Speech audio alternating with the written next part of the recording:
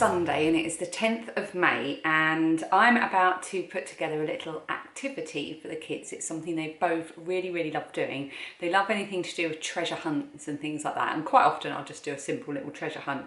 But what we've done a couple of times before is do a at-home panic room for them, and it's really simple to do and it's good fun, and it actually gives you an opportunity to sit and spend time with them, and they can be learning and enjoying it, and you can have a cup of tea at the same time. So that's just winning on all levels. So I thought it might be fun to show you what we do. You might have kids who you are at home in lockdown with, who are maybe in need of something to keep them amused for 20 minutes, or maybe you are a grandparent. You might be able to put something like this together from afar using sort of slightly different methods. So just as a disclaimer, this is just something that we've made up, and we find it works for us and our kids, and it's really good fun. So I'm going to show you. So you would have seen a little bit of a clip of me putting together some of the stuff required to do this, but really all you need is some paper, a pair of scissors, a pen, and some pencils or pens for colouring, just to make it look quite cheerful. So what I did last night when we were all sitting here watching Britain's Got Talent, I had a note, a piece of paper, a little scrappy bit of paper, and I just very quietly looked around the room when no one was paying attention to me, and I started to write down all of the things that I could see that would be good to use as part of my panic room setup. And they really are just really sketchy little notes. So I basically thought, right, where could the first clue be? And I thought it'd be good on the back of the thermostat. So great, I know I'm going to tape the first clue to the back of the thermostat. And once I know that, then the rest of the clues, I just need somewhere where they can send them to gather information. And I will explain that now. So the first thing I've done this morning is make the panic room code sheet, because obviously this isn't entirely technical, this is very basic. So I've just written panic room, and I've given a space for each of the first 6 clues, because I'm probably going to do about 10 clues. And then what happens is, now this works well in our living room because we've got an old Victorian door and it's got quite a big gap underneath, and we can post the clues underneath the door. If you can't do that, you could almost just quickly open the door to pass through the next clue to whoever's locked in the room. So there's plenty of ways to do it. So what they've got here is this will get posted under the door, and they have to enter the code or the answer. For the first 2, it's definitely a code. I haven't finished this yet. They have to enter the clue here, and then they post it under the door. And if it is correct, when it comes back, this square will be coloured in green. If it's not correct, it will say try again, and I'll leave room to write try again. They can have as many goes as they like, and eventually they will get it right, and we can give them pointers through the door if they're getting really stuck, but I don't think they will. And then it will get coloured green, and when it gets coloured green, it means they've cracked the code, and underneath the door with the sheet will come the next clue. They will then work their way through the next clue and put the code in here and post it back under the door. And again, this will either come back as try again, or it will be coloured in green and posted back with the next clue, and so on. So it's very simple, and it means we can sit outside the living room door at the bottom of the stairs and have a cup of tea whilst they're working it all out and just shout the odd word of encouragement. So the clues. The first clue, as I've said, is going to be on the back of the thermostat. So the very first clue that they're going to get through the door with their sheet is going to be where to find clue 1. I don't know if you're going to be able to see what that says, but it says find the first clue on the back of the object that controls how warm or cold we are. Now I quite like that because it could be the thermostat, it could be the radiator, it could be the log burner, so it could be a number of different things. But if you really apply a little bit of common sense, it has to be the thermostat, because it's the only thing that you can actually use to control temperature, although you know it's a bit harder with a log burner. So I'm hoping they'll get that, and then on the back of that will be clue 1, and they'll be ready to go. So for clue 1, I have directed them to a record. They've been listening to some old records this week that they found in our bedroom. So hopefully you can see what I've written. I'll just hold it up just so you can get an idea of it. So what I've done is direct them towards the record by saying it's an old-fashioned way to play music. I'll know they'll get that straight away because it's something that's been in our activities of the week just gone. I've then said take the number of the Siamese cat song. Now I haven't said the track number, I haven't given too much away, I just want them to work out. And actually the track numbers on the record that I've chosen, the track numbers aren't given, if you can see there. Which is what the reason why I chose this record is the track numbers aren't given, so they're going to have to count. And there's two sides, there's side 1 and there's side 2, which obviously you don't get when you download music from iTunes. So they have to work a little bit and sort of apply a little bit of logic. So I've said to them to find the number of the Siamese cat song and add it to the number of Bibbidi Boo. And I've given them a hint to remember that there are two sides. Again, I haven't put there are two sides to the record because I don't want to give the clue away. And each side starts again from number 1, so that they need to know that they're counting from 1 to the number of the Siamese cat song and from 1 to the number of the Bibbidi Bobbidi Boo song. The answer is 19. That's the answer of those two tracks added together. So on my little list of notes that I made last night, I know that clue 1, the answer is 19, and I've written that down so that when they post it under, I know that they've got it right or wrong. So they'll post that, they will write their answer in the box here. In this box here, they'll write 19. They'll post it under the door. I will colour this in green and post it back under the door, and with it will become clue number 2. Clue number 2 is the one that's highlighted green. I've colour coded everything just to keep myself on track and to keep them on track. Obviously I'm going to be cutting this sheet up. So clue number 2 is, for this you'll need something to help you learn about the human body. How many bones does the average adult body have? Now if you look at the way I've written, get this in shot, can you see the way I've written the human body? That is a little clue within the clue because it refers to the title of a book. So I know that they're going to work out that they've got a book over there on this bookshelf, which they know because we sorted out the bookshelf yesterday, called The Human Body. They'll then need to navigate to the bit that tells you about the skeleton, but I've not given them any clues on that, and find the answer.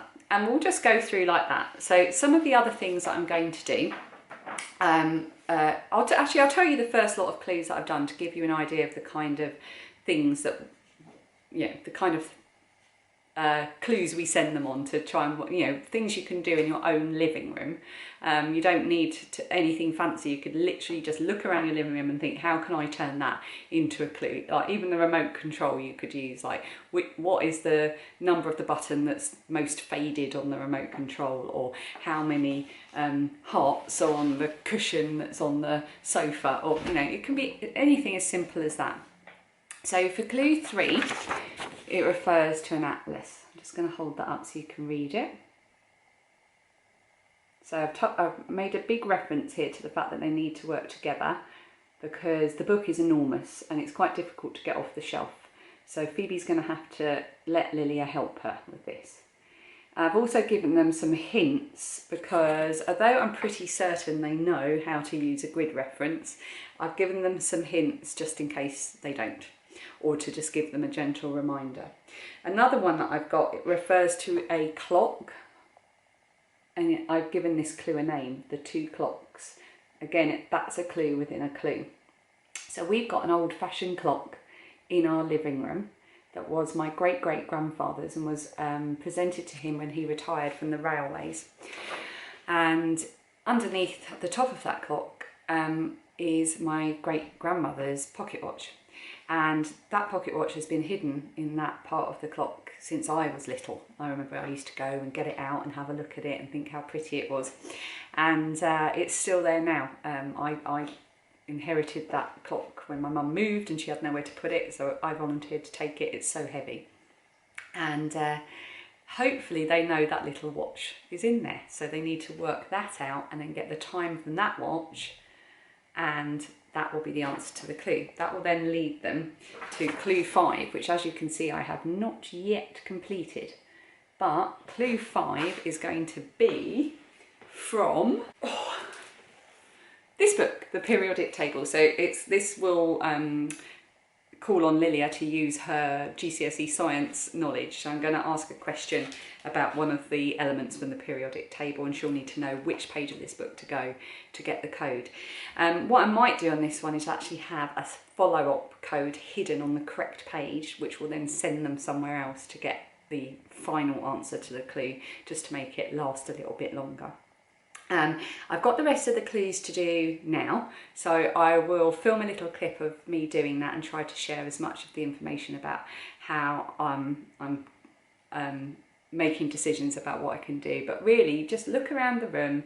If you've got younger kids, you can really tailor it to what they're learning at school at the moment. You know, you could refer them to a DVD. So if their favourite DVD at the moment is Moana, you could say, have a look inside the Moana CD case for the next clue, and then the clue might say how many times does Maui throw Moana off the boat, or something like that. Yeah, it's really easy to just find little clues around the room, but I'd say at least 10 will keep them amused for a good 20 minutes, and don't make it too easy because you want to have time to finish your cup of tea.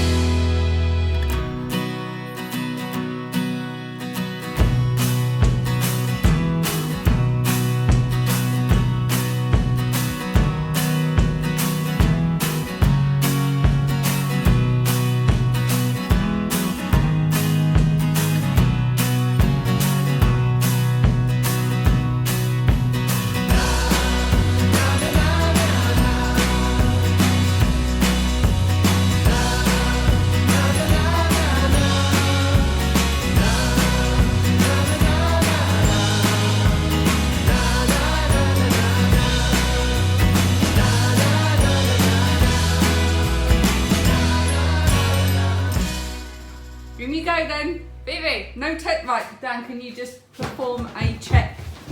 Arms in the air. Don't tickle me. Pat them down. No technology. Let me just check there's nothing in here.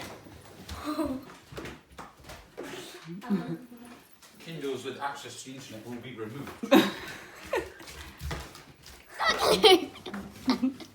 In you go. Right, I've got my Diet Coke. Got my green pencil.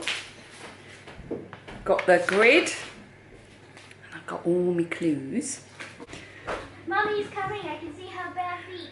We're going to sit here.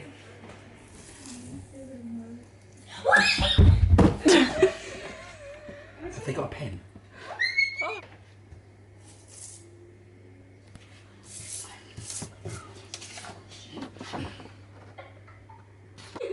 Is it gone? It's gone. I can see Mummy doing something. The box turned green. It's fun. At least they didn't take the TV remotes away. They're on the grid reference question. I think this one's quite hard. So we're just sitting here. Aren't we, Dan? Yes, we are. We're just chilling. Chillaxing in quarantine. Maxing all cool, shooting some b-ball. Outside of the school when a couple of guys, they were up to no good. Started making trouble in my neighborhood. I got in one little fight and my mom got scared. She said, "You move in with your auntie and I'm coming back." We must stop now. Tasmania. Yeah, but which number is it? Right, while we wait for this.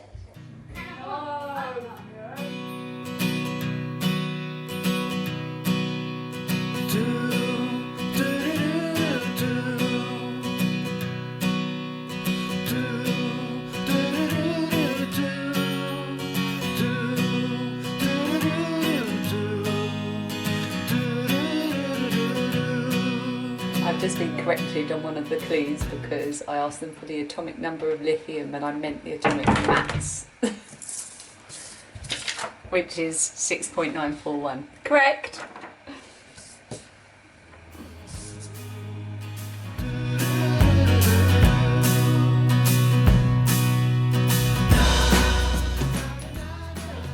It's here. It's on the door.